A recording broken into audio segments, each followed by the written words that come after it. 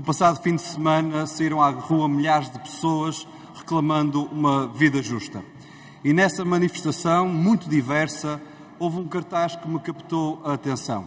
Dizia ele: os lucros deles são a nossa pobreza. E eu creio que esta frase é tão acertada para mostrar as fraturas expostas que cada vez mais graçam na nossa sociedade. Olhemos, por exemplo, para a notícia que, creio eu, chocou o país, pelo menos chocou-me a mim em particular. Diz o INE que o consumo caiu a pique em 2022, em particular no final do ano, e que onde caiu mesmo drasticamente foi na compra de alimentos. Diz o Instituto Nacional de Estatística, não há registro, nem sequer no período da Troika, de uma quebra tão grande de compra de alimentos.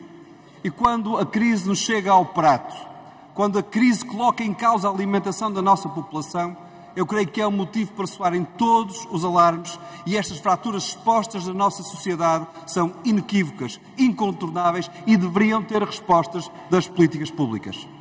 Mas se as pessoas sentem que são roubadas cada vez que vão a um supermercado, a verdade é que são mesmo. É cada vez mais caro colocar a alimentação na mesa, 20% mais caro do que há um ano atrás, mas isso não é culpa de uma inflação sem rosto. É que neste ano, o Jerónimo Martins, dono do Pingo Doce, a Sonai, dona do Continente, tiveram lucros somados de quase 700 milhões de euros. Os lucros deles são a nossa pobreza. Se olharmos para os custos da energia, que é indicado em várias cadeias de produção como um dos fatores principais para o aumento dos preços, e olhamos depois para a Galp, 881 milhões de euros, mais 100% do que no ano anterior. Os lucros deles são a nossa miséria. Olhamos, por exemplo, para o custo das telecomunicações e vemos que nem o regulador consegue justificar como é que o roubo está a acontecer. Diz a própria Anacom que é absolutamente injustificada as respostas dadas pelas empresas Meo, Vodafone, NOS, para o aumento dos seus preços. 7,8%, quase 8%. E alguém perguntará, bem, mas se calhar estas empresas aumentaram os salários dos seus trabalhadores. Não. O aumento dos salários dos trabalhadores foi 1%. Onde é que vai o resto do dinheiro? Mais uma vez, para os lucros. Os lucros deles são a nossa miséria. E olhamos para o custo da habitação. Mais uma fratura exposta na nossa sociedade. E enquanto disparam as taxas de juro e tornam incomportáveis os custos com o crédito de habitação, disparam também os lucros dos bancos. O Santander, mais de 90% em 2022, 568 milhões de euros. O Novo Banco, curiosamente, só agora que saiu da esfera do Estado é que começa a dar lucro, 570 milhões em 2022. O BPI, 365 milhões de euros. E o BCP, para não ficar atrás, teve um aumento de 50%, 207 milhões de euros. Os lucros deles são a nossa miséria. Porque em todo este período de lucros, o disparar das taxas de juro fez com que as famílias estão em dificuldades. Por exemplo, quem tem um empréstimo à habitação médio, 150 mil euros, viu neste período de um ano disparar o que paga ao banco. Pagaria há um ano atrás cerca de 460 euros. Paga hoje, em março de 2023, 760 euros. E os salários aumentaram nessa proporção? E os rendimentos das famílias aumentaram nessa proporção?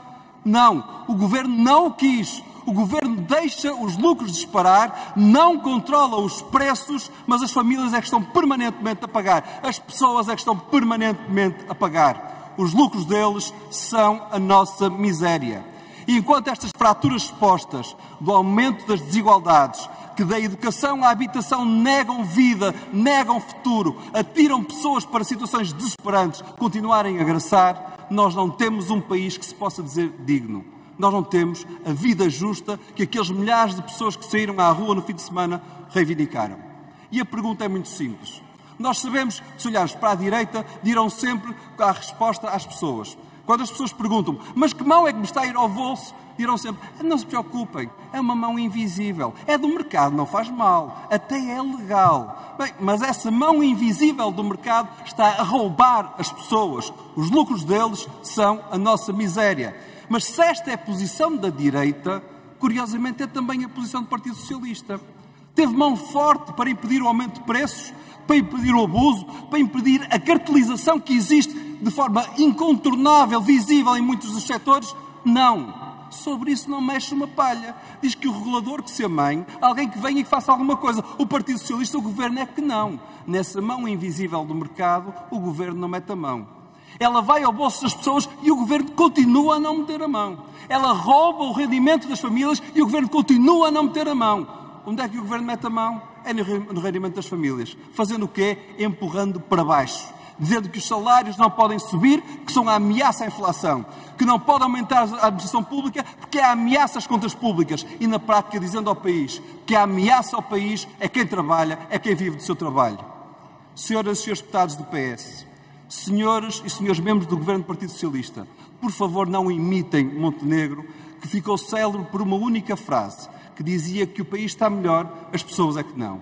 Um crescimento do PIB de 6,7%, com o empobrecimento generalizado das pessoas, pode fazer a direita, se estivesse no governo, ficar contente. É incompreensível. É que me deixa o PS impávido e sereno. E eu creio que essa é a irresponsabilidade dos dias que correm. Disse.